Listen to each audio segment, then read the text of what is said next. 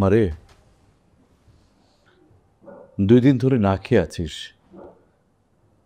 এরকম করলে তো তুই মরে যাবি। মা, মা টেবিলে খাবার বাড়া আছে, একটু খেয়ে ঘুমিয়ে পড়। খেয়ে ঘুমালে সব ঠিক হয়ে যাবে মা।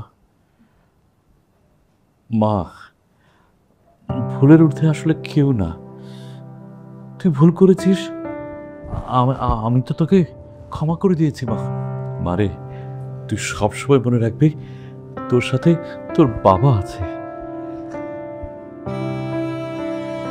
চল মা, চল, আয়।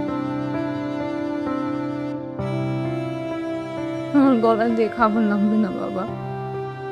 আমি তোমার কথা না শুনে অনেক বড় ভুল করে ফেলেছি না। আমাকে তুমি ক্ষমা করে দাও। তোকে তো আমি ক্ষমা করে দিয়েছি, সবই হচ্ছে আমাদের ভাগ্যের দোষ মা। আমি যে এভাবে ঠকে যাব আদি আমি না কখনো ভাবিনি, জানো, কখনো ভাবিনি। কি রে মা, খারাপ লাগছে? মা, মা, ডাক্তার ডাকবো? মারে, মা,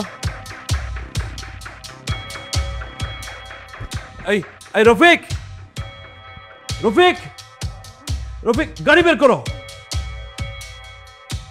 অনিয়মিত খাবার দাবারের জন্য শরীর দুর্বল আছে, তবে একটা খুশি খবরও আছে, আপনি নানা হতে চলেছেন।